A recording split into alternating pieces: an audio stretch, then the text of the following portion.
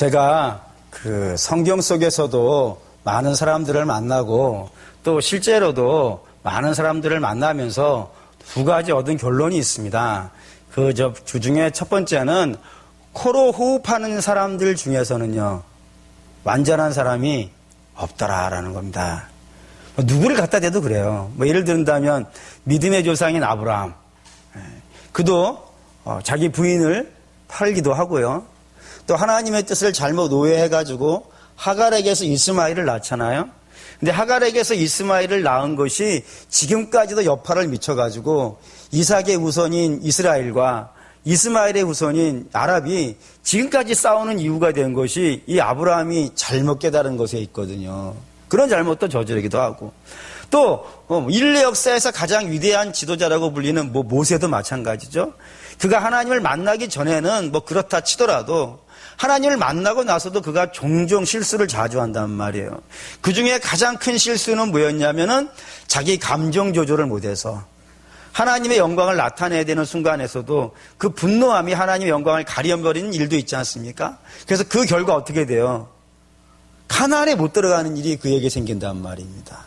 여호수아도 그렇죠. 예수님과 같은 이름을 쓰고 있는 여호수아도 그가 종종 실수를 하는데 그가 한 실수 중에 이런 거 있잖아요. 여리고성 갈 때는 믿음으로 잘 갔다가 아이성 갈 때는요, 교만해버린다 이거예요. 큰 성일 때는 겁먹었다가 작은 성이니까 내 마음대로 할 수 있을 거라 생각하는 그런 실수들 저지르기도 하고, 하나님이 가나안 족속들은 다 죽이라고 했는데도 불구하고 멀리서 왔다 그러니까 그냥 덥석 계약 맺었고 조약 맺어가지고 살려준 기브온 족속은 이스라엘 역사 내내 그들에게 옆구리에 가시가 되는 일도 여호수아 때문에 일어나기도 한다고요. 구약에만 그러겠습니까? 바울도 마찬가지지 않겠어요? 바울 같은 경우도 그가 자주 실수를 해가지고 한 번은 그 자기 인생의 가장 큰 은인이라고 하는 바나바하고 마가를 선교에 데려가느냐 안 데려가느냐는 문제 갖고 치열하게 싸우잖아요. 그래서 결국에는 그 사람 좋다라고 하는 바나바가 바울하고는 더 이상 못 다니겠다고 헤어지는 일이 발생되어질 정도로 그에게도 그런 결함이 있는 거라 이겁니다. 그래 이게 목사님이 한두 가지죠 이렇게 생각하시면 좀 그래요. 왜냐하면은 성경에는 그만큼만 써놓은 것뿐일 거예요. 우리가 얼굴과 얼굴을 맞대고 있다면요, 아브라함을 얼굴과 얼굴로 맞대고 있고 바울을 얼굴과 얼굴로 맞대고 있다면요, 성경에 기록되어져 있는 것보다 더 많은 결점과 더 많은 허물들을 우리가 만날 수 있을지도 모르겠어요. 그래서 코로 호흡하는 모든 사람들 중에는 완전한 자는 없다, 이런 결론이 되어질 것이고, 또 하나 얻은 결론은 뭐냐면 하나님이 그런 사람들을 혼자 두시지 않더라 이거예요. 신기하죠? 그래서 아브라함에게는 사라를 옆에 두시고, 또 모세에게는 나홀과 아론과 홀을 그 옆에 두기도 하시고, 또 여호수아에게는 갈렙을 옆에 놓기도 하시고요. 또 그렇지 않습니까? 다윗에게는요, 나단이라고 하는 선지자를 그 옆에 놓기도 하게 하시고, 바울에게는 바나바나 또는 실라라든가 이런 믿음의 사람들을 옆에 놓으신다 이거예요. 그래서 그 옆에 놓으신 사람들이 해야 될 일은 딱 정해져 있는 거죠. 뭐 해야 되는 거겠어요?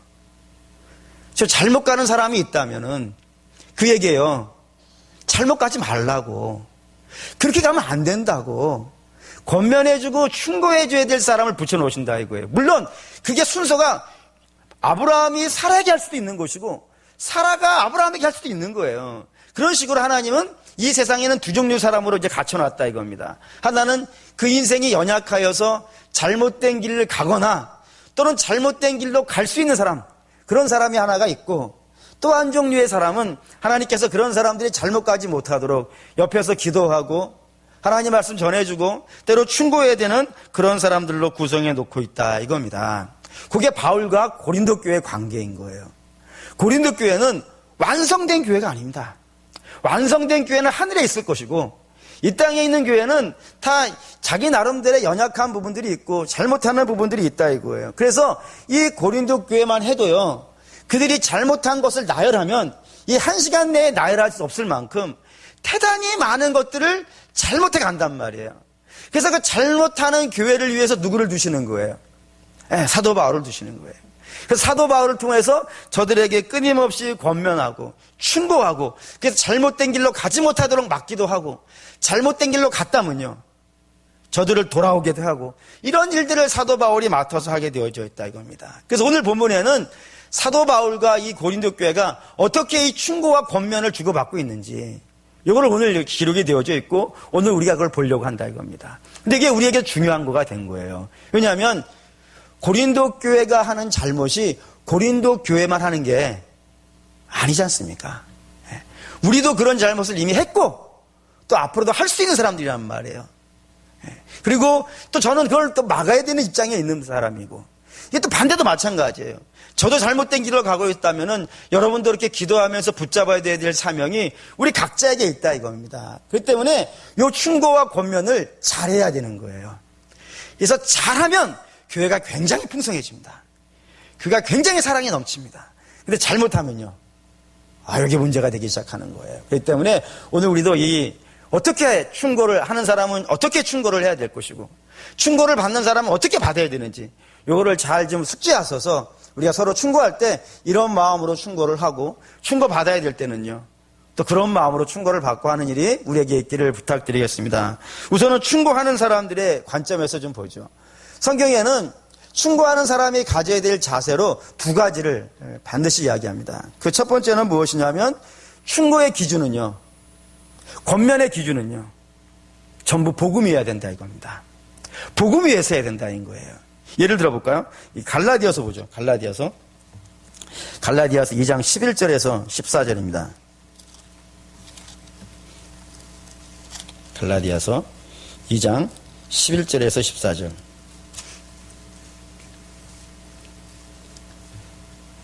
갈라디아서 2장 11절에서 14절 같이 읽겠습니다.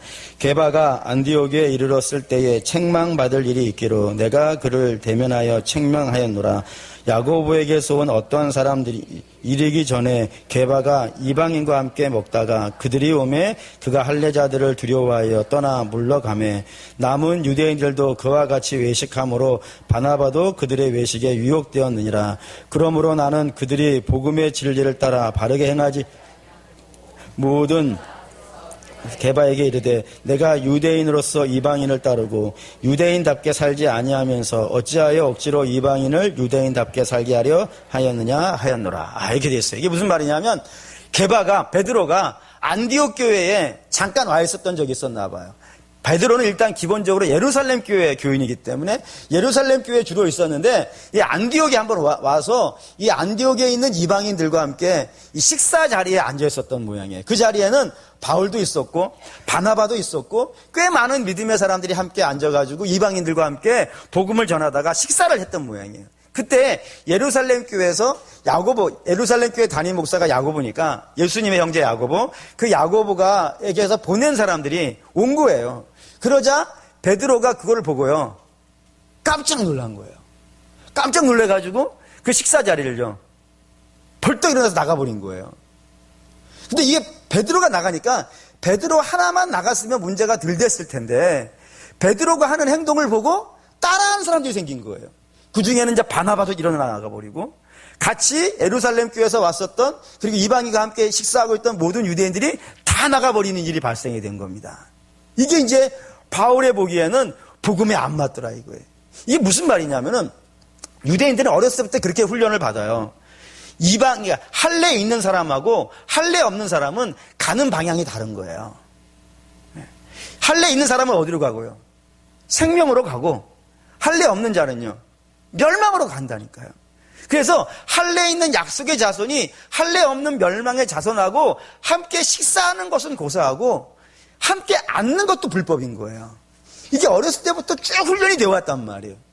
그런데 그렇게 자기도 모르는 사이에 그 예루살렘 교회에서 온 사람들이 나를 이런 모습을 보고 아니 너 어떻게 그럴 수가 있느냐라고 책망할 것이 너무나도 갑자기 겁이 난 거예요. 겁이 나서 벌떡 일어나서 나가버렸고 그 대사도가 그러니까 다른 밑에 있는 사람들도요 다 따라 나가라본 일이 발생이 된 거예요. 그래서 바울이 따지는 거예요. 게바한테 공개적으로요. 왜냐하면 베드로가 공개적으로 해서 많은 사람이 배워버렸기 때문에 공개적으로 따지는 거예요. 뭐라고 따지냐면 야 우리가 구원받음이 할례 있냐 이거예요. 그래서 할례 받으면 구원받는 것이고 할례 안 받으면 안 받은 것이냐. 아니지 않느냐. 우리의 구원은 어디에 있는 거예요? 복음에 있는 거예요. 복음은 뭐죠? 할례 받은 사람이나 할례 안 받은 사람이나 다 뭐예요? 죄인이고. 그래서 구원받는 것도요, 행함으로 받는 것이 아니고 오직 예수의 보혈로 받는 것인데, 그러니까 우리는 여기 앉는 사람이나 할례 있는 사람이나 안 있는 사람이나 다 예수로 묶여 있어야지. 왜 그 할례가 끼어 들어가지고 우리 관계를 깨느냐? 이거는 복음하고는요 안 맞는 거 아니냐라고 따졌다 이거예요. 그러니까 사도 바울의 충고라는 것이 다 이런 식입니다. 복음하고 맞냐 안 맞냐 이거예요. 그걸 고린도 교회도 똑같이 얘기하는 거예요. 예를 들면 뭐 두 가지만 예를 들어보죠. 고린도 교회에 큰 문제가 됐던 것이 세례였어요. 그 세례 가지고 싸우게 되는데 어떻게 싸우게 되는지 한번 볼까요? 고린도전서 1장 16절. 고린도전서 1장 16절. 1장 16절에서 17절. 읽겠습니다. 내가 또한 스데바나 집 사람에게 세례를 베풀었고 그 외에는 다른 누구에게 세례를 베풀었는지 알지 못하노라. 그리스도께서 나를 보내심은 세례를 베풀게 하려 하심이 아니요 오직 복음을 전하게 하려 하심이로되 말에 지혜로하지 아니함은 그리스도의 십자가가 헛되지 않게 하려 함이라. 지금 무슨 얘기냐면 고린도 교회 교인들이 서로 이렇게 패가 돼 싸우는 거예요. 어떻게 패를 싸우냐면 나는 베드로에게 세례 받았다. 옆에 있는 사람이 나는 아볼로에게 세례 받았고 나는 바울에게 세례 받았다 하면서 누구 세례가 진짜냐 이걸 갖고 싸우더라 이거예요. 그래서 바울이 너무 웃기는 거예요. 왜냐하면은 세례라는 게 뭐죠? 내가 죽고 예수로 사는 거 아니겠어요? 이게 복음이 맞잖아요. 내가 죽고 예수로 사는 거예요. 그런데 예수로 살아놓고 사람을 자랑한다는 것은요, 이게 복음이 맞냐 이거예요. 자랑하려면 내게 세례를 베풀어 주신 예수님을 자랑하고 예수님을 높여야 마땅한데, 세례는 예수님께 받고 예수님을 대행해서 그냥 행동만 한 사람을 놓고 자랑하고 싸우고 있는 것이 이게 복음이 맞냐라고 이렇게 따진다 이거예요. 또 성찬도 마찬가지입니다. 고린도 교회가 성찬 가지고 싸우는데, 성찬을 지금은 이제 교회에서 다 성찬을 준비하지만 고린도 초대교회만 해도 성찬을 다 준비해 왔다고요. 각 성도들이 각 집에서 반찬들을 가져와 가지고 함께 앉아서 이렇게 식사를 같이 했단 말이에요. 근데 이 고린도 교회는 부자들은 부자들끼리 먹고 가난한 사람들은 가난한 사람끼리 먹고 있는 거예요. 부자들은 모여가지고 소세지 반찬에 불고기 먹고 있고, 가난한 사람은 손가락 빨고 있고 이러고 있는 거예요. 그러니까 이거를 보고 바울이 뭐라고 하는지 보시죠. 11장 고린도전서 11장 26절에서 27절.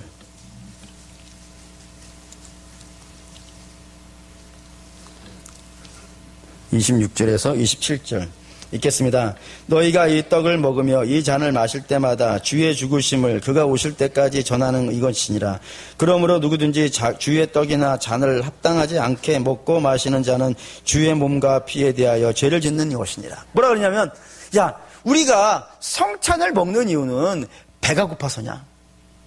배가 고파서 먹는 거 아니지 않냐? 이거 먹는 것은 뭐 때문에 먹는 거예요? 주님의 죽으심을 기억하고 주께서 우리를 위해서 어떻게 죽으셨는지, 그래서 주가 죽으심을 통해서 여러분과 저는 어떻게 된 거예요? 서로 관계없는 사람이었단 말이에요, 옛날에는. 근데 주님의 보혈에 의지해서 우리는 뭐가 된 거예요? 한 형제가 되고 한 자매가 된 사람이라 이거예요. 근데 한 형제가 되고 한 자매가 되어져서 함께 성찬을 주님 안에서 먹고 있으면서 이렇게 나눠서 먹고 저렇게 나눠서 먹고 있다 그러면 그게 주님의 몸을 모욕하는 것이 주님의 몸을 모욕하는 거 아니겠느냐? 이건 주님의 몸에 대해서 모욕을 하는 것이고, 그건 주님의 몸을 헛되이 받는 거 아니냐? 성찬을 헛되이 받는 거 아니냐? 복음에 맞지 않지 않냐라고 하면서 무엇을 갖다 대든지 다 복음 안에 갖다 대는 것이고요. 복음으로 갖다 대는 것은 이미 복음에서 벗어난 교회와 복음에서 벗어난 성도들을 어떻게 돌아오게 하려고요? 복음 안으로 돌아오게 하려고. 그러니까 충돌을 전부 어디서 하냐면 이 복음 안에서 하고 있는 거예요.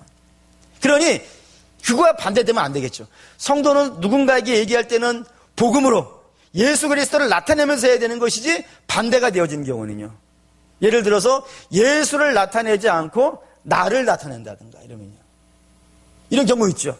나처럼 기도해봐, 나처럼 예배해봐, 나처럼 봉사해봐, 나처럼 헌신해보고, 당신은 나처럼 하지 않기 때문에 망하는 거예요 하면서 자꾸 나를 드러내면요, 그 복음으로 돌아오는 일이 안 생긴다 이거예요.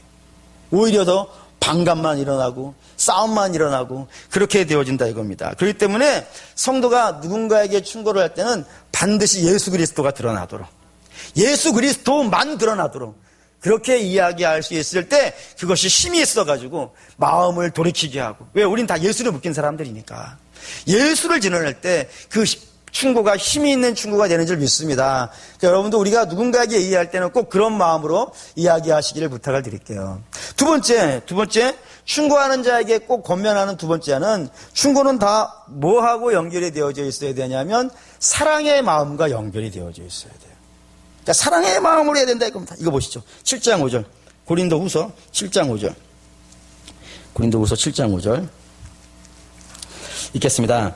우리가 마게도니아에 이르렀을 때에도 우리 육체가 편하지 못하였고 사방으로 환난을 당하여 밖으로는 다툼이요 안으로는 두려움이었노라. 이걸 이렇게 잘못 읽으면 이렇게 읽어져요. 사도 바울이 고린도 교회에서 마게도니아 교회로 왔더니 그 마게도니아 교회에서 여러 가지 문제가 있는 거예요. 나를 힘들게 하고 나를 고통스럽게 하는 문제가 있어서 그것 때문에 괴롭고 힘들고 이런 상황이다라고 이렇게 읽혀지는데, 그런 내용이 아니고 내용은 이렇습니다. 바울이 고린도 교회에서 쫓겨났어요. 쫓겨나가지고 갈 데를 찾아서 이제 마게도니아 교회로 오면서 그 중간쯤에 편지 하나를 더 고린도 교회로 보냈어요. 디도편에 보냈어요. 이 편지가 우리에게 안 남아있는데 어쨌든 그런 편지가 눈물의 편지라고 하는 편지가 있었다고 알려지고 있어요. 근데 그 편지를 되게 세게 썼나 봐요.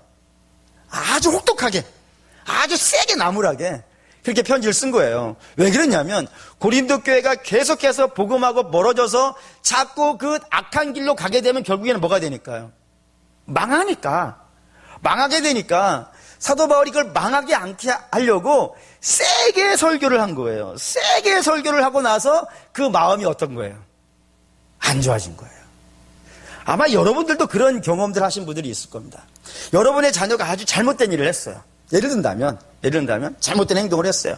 그래서 부모님이 너무 화가 나가지고 많이 때려줬어요. 종아리에서 피가 나도록, 멍이 들도록 아주 세게 때리고 나서 좀 시간이 지났어요. 그럼 어떤 마음이 들어요? 왠지 미안한 마음이 안 드시나? 내가 괜히 그랬나? 너무 심하게 한 건 아닌가? 이렇게 돼가지고 자꾸 눈치 보게 되지 않습니까? 저는 그런 적이 있어요. 너무 말이 마음에 안 들어가지고 한 번은 겁나게 세게 혼낸 적이 있어요. 그리고 밤새도록 뭐 했냐면 문 내가 열어보고 또 문 열어보고. 왜 그랬어요? 왜 그랬을까요? 혹시 여기가 나쁜 마음 먹고 가출했을까봐. 그런 적이 있어요. 심지어는 이런 적도 한 적이 있어요. 너무 심하게 혼내가지고 코 밑에다 손도 대봤어요.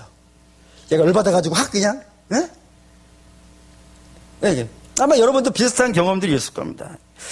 당연히 세게 이야기하기는 하는 것이 맞는데 너무 세게 얘기해놨더니 혹시 나의 선한 의도를 잘못 오해해가지고 혹시 아이가 잘못된 방향으로 나갈까봐 그게 겁나가지고 두려움에 떨고 자꾸 자식 눈치 보고 제가 엉뚱한 마음 먹나 이런 마음 가져보듯이.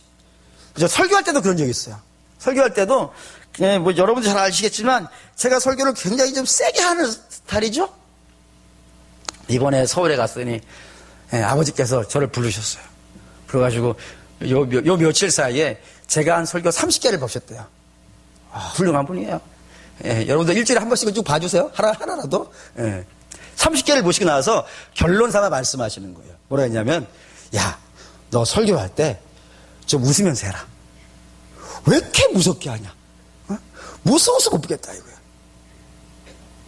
그래서 앞으로는 이제 욕을 하더라도 이를 내보이면서 여러분! 이렇게 하려고 마음 먹고 왔는데, 저도 알아요. 이렇게 세게 설교를 하고 나면은 마음이 좀 얹잖아요. 혹시 의도는 하지 않았는데, 의도한 건 아닌데 어느 분이 그 설교를 듣고 마음 상하면 어떡할까? 혹시 저는 그런 마음으로 한 건 아닌데 그런 마음이 잘못 전달되어질 수 있지 않습니까? 설교는 참 잘못 전달되는 예들이 많아요. 간혹 피드백을 듣지 않습니까? 저한테 와서 목사님 오늘 설교가 이렇게 참 좋았습니다라고 듣는데 저는 그렇게 얘기한 게 아닌데 이렇게 우리 간혹 있어요. 그래서 하나님이 알아서 잘 듣게 하시는구나 라고 이렇게 결론 내린 부분들이 있어요. 그런 식으로 전혀 의도하지 않은 방향으로 이해해버린 경우들이 잘 있더라 이거예요. 그래가지고 그 마음 상하고 얼굴을 막 붉히고 이렇게 가시는 거를 보면은 일주일 내내 괴로운 거예요. 그래서 여러분에게도 부탁드리는데 웬만하면 인사하고 갈 때 웃고 갑시다. 그렇다 이거예요. 네. 근데 그러니까 사도 바울도 그런 거예요. 세게 뭐라 그런 거예요. 잘못된 길로 가니까 세게 뭐라 그랬는데 그게 자꾸 마음에 걸리는 거예요. 내가 너무 세게 했나? 혹시 그 얘기 듣고 마음 상하면 어떡하지? 나는 돌아오라고 한 얘기인데 저들이 나한테 열받아가지고 안 돌아와 버린다든가 더 엇나가면 어떡하는가 이런 막 괴로움들이 그에게 막 밀려온 거예요. 그래가지고 막 언짢아 있던 차에 6절 7절 고린도후서 6장 7장 6절 7절 읽겠습니다. 그러나 낙심한 자를 위로하시는 하나님이 디도가 오므로 우리를 위로하셨으니 그가 온 것뿐만 아니라 오직 그가 너희에게서 받은 그 위로로 위로하고 너희의 사모함과 애통함과 나를 위하여 열심히 있는 것을 우리에게 보고함으로써 나를 더욱 기쁘게 하였느니라. 디도가 갖고 온 소식이 뭐였다고요? 디도가 가지고 그 고린도 교회 사람들이 성도들이 막 화가 나가지고 다시는 사도 바울 안 보겠다고 다시 찾아오지도 말라고 이렇게 엇나갈까봐 막 두려움에 떨고 염려하고 걱정하고 있었던 사도 바울에게 가져온 소식은 선생님 그 편지를 고린도 교회 교인들이 보고 뭐 했다고요? 회개했다고요. 자기의 잘못을 깨달았다고요. 그래서 주님 앞에 눈물로 반성하고 선생님이 돌아오시기를 기다리고 있다고요. 이런 이야기를 해줬다 이거예요. 그게 자기 마음의 위로가 되더라는 거예요. 너무 큰 위로가 된다는 거예요. 그러면서 사도 바울이 좀 더 이야기를 진행합니다. 8절에서 10절 읽겠습니다. 그러므로 내가 편지로 너희를 근심하게 한 것을 후회하였으나 지금은 후회하지 아니함은 그 편지가 너희로 잠시만 근심하게 한 줄을 알미라. 내가 지금 기뻐함은 너희로 근심하게 한 까닭이 아니요 도리어 너희가 근심함으로 회개함에 이른 까닭이라. 너희가 하나님의 뜻대로 근심하게 된 것은 우리에게서 아무 해도 받지 않게 하려 함이라. 하나님의 뜻대로 하는 근심은 후회할 것이 없는 구원에 이르게 하는 회개를 이루는 것이요 세상 근심은 사망을 이루는 것이니라. 사도 바울이 그 편지 회개하라고 한 센 편지 센 설교를 하고 나서 그때는 되게 후회했다고요. 내가 괜히 보냈어. 이거 보내가지고 문제됐어. 막 후회했는데 결과를 보니까요. 잘했어. 지금 후회하지 않는다 이거예요. 왜요? 그 회개함이 너희를 어디로 끌고 왔으니까요. 다시 하나님께로, 다시 예배로, 다시 구원으로, 다시 기쁨으로 끌고 오는 역할을 했기 때문에. 그래서 하나님 안에서 하는 근심은요. 그게 사망으로 가지 않고 생명으로 가고 세상에서 하는 근심은 그걸 사망으로 가는 거예요. 그래서 하나님 안에서 책망받는 것은 우리를 기쁨으로 몰아가는 줄 믿습니다. 그런 게 있는 거예요. 사도 바울이 그런 마음이 들었다 이겁니다. 그렇기 때문에 이게 왜 이렇게 설교를 하냐면은 사도 바울이 그 고린도 교회를요 사랑하기 때문인 거예요. 그냥 혼내고 마는 것으로 끝나는 게 아니고 나무라고 끝내려고 그러는 것이 아니라 그 잘못하고 있는 그 교회를 다시 예수 그리스도 안으로 불러들여서 복음 안으로 불러들여서 그 복음이 주는 충만한 기쁨을 함께 누리고 싶어하는 그 사랑함이 그를 꾸짖게도 하고 그를 책망하기도 하더라 이겁니다. 그런 식으로 우리가 충만이 돼야 된다 이거예요. 그래서 우리가 누군가에게 충고를 할 때도 어디서부터 시작이 되는 거예요? 사랑하면서. 그래서 여러분 누군가 충고를 할 거예요. 그러면 그냥 욱해서 하지 마시고 기도하고 하세요. 하나님, 제가 과연 이 충고 해도 될까요? 이 충고 해가지고 그 성도가 혹시 마음 상하지는 않을까요? 그거 기도하고 또 기도하고 그런 마음속에서 충고하시고 충고하고 나서도요. 저분이 오해하진 않았겠지.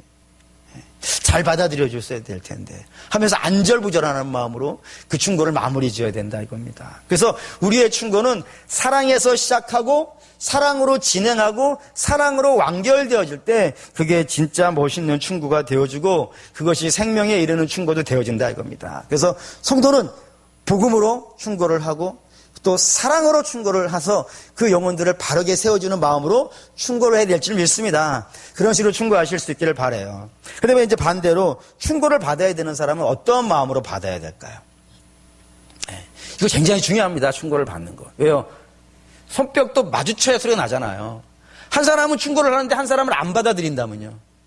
아무런 영향이 없어요. 그렇기 때문에 충고를 받아들이시는 분들의 입장에서도 어떻게 받아들여야 될 것인가, 이게 중요한 문제가 되는데, 성경은 두 가지로 알려준다 이거예요. 그 첫 번째는 뭐냐면, 모든 사람이 내게 충고한다 그래서 그걸 다 받아들이면 안 돼요.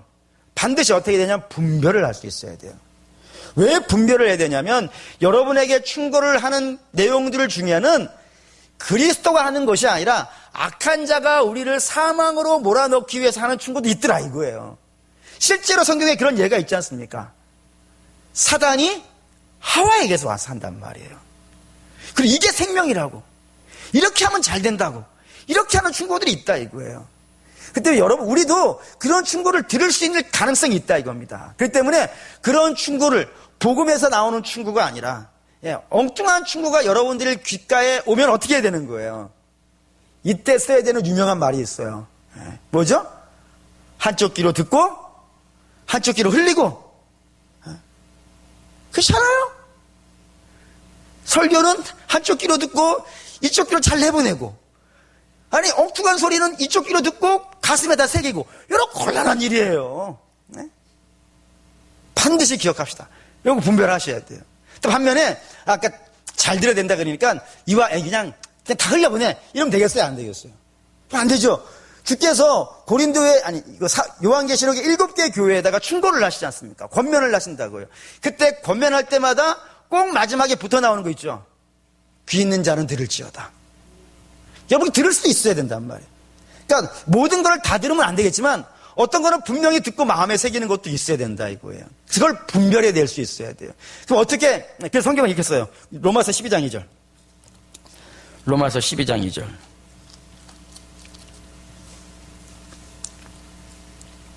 로마서 12장 2절. 읽겠습니다. 너희는 이 시대를 본받지 말고 오직 마음을 새롭게 함으로 변화를 받아 하나님의 선하시고 기뻐하시고 온전하신 뜻이 무엇인지 분별하도록 하라. 이게 성도에게 주어진 명령이라 이거예요. 그러니까 이 세대를 본받지 말고, 아무 이야기나 받아들이지 말고, 아무 얘기나 듣고 따라가지 말고, 너희는 분명히 하나님을 통하여서 분별하는 능력이 있어야 한다. 근데 어떻게 하면 되냐면 12장 1절 읽겠습니다. 그러므로 형제들아, 내가 하나님의 모든 자비하심으로 너희를 권하노니 너희 몸을 하나님이 기뻐하시는 거룩한 산제물로 드리라. 이는 너희가 드릴 영적 예배니라. 너희 몸을 하나님께 바쳐라 이거예요. 그러니까 우리가 생각하거나 우리가 행동하거나 우리가 하는 모든 것들이 다 예수 그리스도에게 묶여 있어야 돼요. 그러니까 여러분, 평소에도 이게 연습이 되어져 있어야 돼요. 뭘 하려 그러면은 하나님의 뜻에 맞는가 안 맞는가, 이게 하나님의 말씀에 맞는가 안 맞는가, 자꾸 하나님의 말씀 읽으시면서 그걸 양식 삼아가지고 그 행동에 저촉되는 것이 있으면 하지 말아야 될 것이고, 그 행동이 원하는 일이라면요 할 수 있어야 돼요. 이게 그래서 나의 인생의 모든 영역이 다 하나님에 의해서 다스림 받고 있어야 돼요. 하나님 나라가 임하시오며 라는 기도로 나타난단 말이에요. 모든 부분이 하나님 나라가 나타나지 못하도록 우리를 막는 많은 것들을 기도하면서요. 기도하면서 자꾸 우리의 삶에 하나님의 뜻이 나타나고 하나님이 친히 다스리는 그런 것들이 산재물로 나타나야 된다 이겁니다. 중생한 성도에 나타난 중요한 특징이거든요. 그런 것들이 자꾸 우리 몸에 배어있고 하다 보면은 하나님의 말씀을, 우리 뒤에 들리는 모든 이야기들 중에서요 하나님 말씀을 분별해낼 수가 있어요. 그래서 반드시 성도는 하나님의 말씀을 아무 말이나 다 귀에 다 듣고 담아두는 것이 아니라 하나님의 말씀을 분별하는 능력이 있어야 될 것이고, 그게 은사로 있으니까 우리는 그거를 구해야 된다 이겁니다. 열심히 구하시고 또 그 구한 대로 열심히 사셔가지고 아무 얘기나 듣지 않고 하나님의 말씀만 분별해서 받아들이실 수 있는 여러분 되시길 바랍니다. 두 번째, 충고를 받는 분에게 있어서 중요한 두 번째는, 우리가 어떤 잘못을 저질렀어요. 근데 어느 분이 충고를 해준 거예요. 근데 그 충고가 내가 잘못한 것보다 세게 오는 경우가 있을 수 있죠. 오해가 좀 더 쌓여가지고 세게 오는 경우가 있잖아요. 그때 어떻게 할까요? 그때 어떻게 하면 좋을까요? 그 성경에 우리 한번 볼까요? 사무엘하 이런 얘기가 있습니다. 사무엘하 16장. 사무엘 하니까 뭐 다윗 이야기겠죠. 사무엘하 16장에 7절에서 9절 보겠습니다.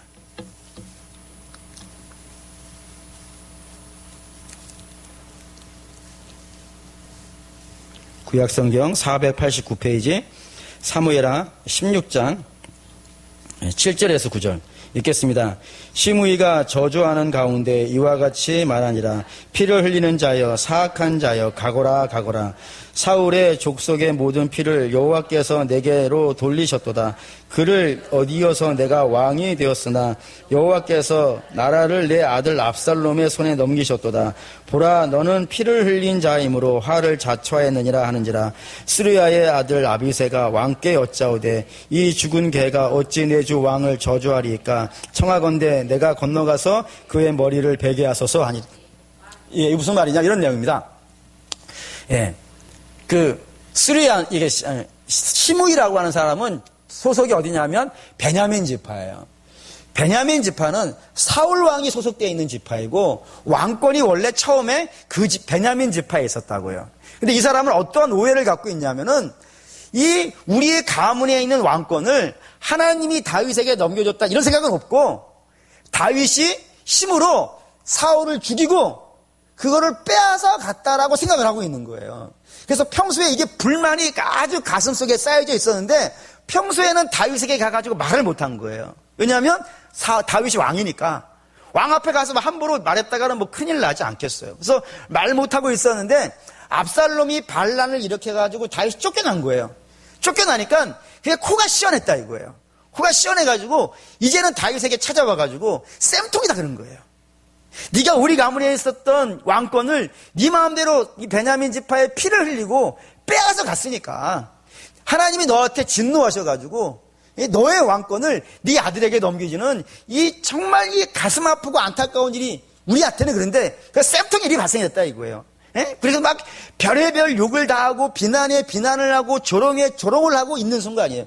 그러자 그 이야기를 이 다윗의 부하인 조카이기도 하고 장군이기도 한데 아비새라고 하는 장군이 듣고 그걸 견디지를 못하겠는 거예요. 남이 듣고 견디지를 못하는 거예요. 그럼 본인은 어떻겠어요? 본인은 더 견디지 못하지 않겠어요. 그래서 아비새가 저 죽은 개가 그런다고 저놈을 내가 죽이겠다고 뭐 이렇게 막 흥분을 하고 있는 거예요. 그때 다윗이 이런 말을 합니다. 10절 읽을게요.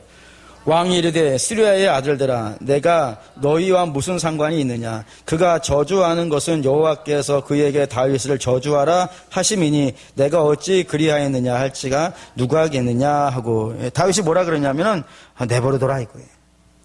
이 일이 다 어디서부터 시작됐다고요. 내가 잘못한 것에서 비록 저가 오해를 하고 있고 그 오해를 삼아서 나한테 더 심하게 욕을 하고 있는 것이지만 그 시작은 나의 죄부터 시작된 것이고 하나님은 그 나의 죄를 이런 식으로 다루시기도 하신다고 하면서 그를 참고 견뎌내고 있는 모습으로 성경에 기록하고 있다 이겁니다. 제가 볼 때는 이게 다윗이 제일 센 모습인 것 같아요. 골리앗을 이긴 것보다요. 어쩌면 골리앗은 우리가 아니어도 다른 사람이라도 이길 수 있을지 모르겠어요. 근데 세상에서 가장 이기기 힘든 것 중에 하나가 뭐냐면 자기 자신 아니겠습니까? 자기 자신의 분노를 꺾고 있고 거기 안에서 하나님이 자기를 책망하고 있는 그 이야기를 받아내고 있고 그걸 묵상하고 있는 거 보면 다윗이라는 사람은 사실 이렇게 만만한 사람이 아닌 겁니다. 그거예요. 너무 큰 오해를 받고 있지만 그걸 자기가 견뎌내고 있는 거예요. 세죠? 이런 마음이 있어야 된다 이겁니다. 우리는 한번 좀 잘 돌아보실 필요가 있어요. 우리가 어떤 잘못함이 있어요. 잘못함이 있는데 그 잘못한 것 이상의 욕을 받으면요 흥분을 합니다. 억울해하고 막 속상해하고요. 근데 한번 이렇게 한번 생각해 보시죠. 우리가 어떤 일을 했는데 그것보다 과대한 복을 받으면 화가 나세요? 안 나세요? 예를 든다면 이런 겁니다. 구원은 그 구원이라고 하는 일에 우리가 얼마만큼의 공헌과 얼마만큼의 참여를 했나요? 전혀 참여한 게 없죠? 그러니까 우리하고 전혀 관계없이 구원이 우리에게 온 거예요. 억울해요? 아무것도 안 했는데? 근데 우리는 아무것도 안 한 것을 내 대해서 어마어마하게 받은 것에 대해서는 아무런 말을 안 해요. 근데 우리가 듣는 오해 중에는 우리가 어떤 조금이라도 잘못한 부분이 끼어 있단 말이에요. 근데 그걸 갖고는 막 분내는 거예요. 예바집에 이런 얘기 하나 있더라고요. 읽어보니까 너무 재밌어가지고 한번 가져와 봤어요. 이런 내용이에요. 한 교수님이 일본에서 유학을 했대요. 쌀집에서 하숙을 했는 모양인데, 그 쌀집에서 유학을 했는데, 옛날 얘기인 것 같아요. 그 쌀집에서 학술을 하는데, 그 쌀집 주인이 이 교수님에게 와가지고, 이 유리에다가 그 광고를 쓰게 쌀밑자를 하나 써달라고 부탁을 한 거예요. 근데 이 교수님이 너무 악필이래요. 이게 글씨를 써놓으면 사람이 썼는지, 소가 썼는지, 구별이 안 될 정도로 심각한 악필이라서 저 못합니다. 못합니다라고 사양을 했는데 그 쌀집 주인이 너무 간청하게 부탁하고 해가지고 억지로 써줬다는 거예요. 근데 억지로 써줬으니까 글씨를 잘 썼겠어요? 못 썼겠어요? 당연히 못 썼죠. 근데 그 쌀집 주인이 그걸 보더니 너무 행복해 하더라는 거예요. 그리고 그걸 가게에다 딱 붙여놓고 오는 사람들에게다마다 자랑한다는 거예요. 우리 집에 하숙생 이렇게 써줬다고. 명필이지 않냐고. 100년이 지나면 몇천만 원 될 거라고. 그리고 그 몇천만 원의 대가라 그러면서 쌀도 주고 밥도 주고 막 그런다는 거예요. 그걸 아주 대접을 되게 미안하긴 했지만 대접해주니까 기분이 좋아요, 안 좋아요? 너무 좋아가지고 신나게 받아먹고 왔다는 거예요. 그리고 이제 한국에 와서 학생들을 가르치다가 잘못한 일이 있었긴 했는데 그게 너무 과대하게 억울함이 붙어가지고 온 거예요. 그래가지고 밤에 너무 억울해가지고 그냥 씩씩대고 잠 못 자고 막 이러고 있으니까 하나님이 그 교수님에게 이제 말을 걸었다는 거예요. 뭐라 그랬냐면, 야, 너 예전에 쌀밑자 써놓고 못돈 대접 받았냐 이거예요. 그 대접이 그 글씨에 합당한 대접이었냐 이거예요. 아니지 않냐? 합당한 대접 이상을 받았을 때는 가만히 있더니 너 좀 억울하긴 하지만 뭐 받을 수도 있는 거 아니냐? 그럴 수 있는 거 아니냐? 그렇게 얘기하시고 그 뒤에 이어서 또 뭐라 그랬냐면 너는 구원을 받을 때는 공짜로 받아놓고 그거에 대해서는 아무 말 없더니 조금 억울한 일이 있다고 해가지고 이렇게 화내고 그런다 그러면은 되겠느냐라고 따지시더라는 거예요. 그러면서 이제 그 교수님이 마지막 결론에 뭐라 썼냐면 당신이 억울한 일을 만나면 쌀밑자를 쓰신다는 거예요. 어떤 분은 참을 이자를 쓴다 그러잖아요. 그분은 쌀밑자를 쓰신다는 거예요. 그러면서 내가 이 글씨 쓰고 과대한 대접을 받을 수 있는 것이 이 세상이듯이 때로는 억울하게도 엉뚱한 소리 들을 수 있는 것도 이 세상이구나 라는 거를 그렇게 해결해 가고 계신다라고 하는 간증이 있더라고요. 그게 참 나름대로 납득이 된다 이겁니다. 우리는 좀 이렇게 들을 수 있는 힘이 좀 있어야 돼요. 좀 억울할 수 있죠, 뭐 당연히. 좀 억울할 수 있습니다. 그럴 때 억울하게 죽으신 주님이잖아요. 억울하게 죽으신 거 아니겠습니까? 하나님 명받아 죽은 거긴 하지만 죄 없는 분이 죽으셨으니까 억울할 수 있는 거잖아요. 근데 그분은 하나님의 뜻을 위해서 그 억울한 죽음 속에서도 하나님의 영광과 하나님의 뜻을 발견해서 그 일을 순종하듯이 우리도 좀 억울할 수 있겠지만 그 속에도 우리를 향한 하나님의 계획이 있을 줄 믿습니다. 그럼 그걸 또 받아낼 수도 있고 찾아낼 수 있는 그런 힘이 있어야 될 필요도 있는 거예요. 그래서 결론입니다.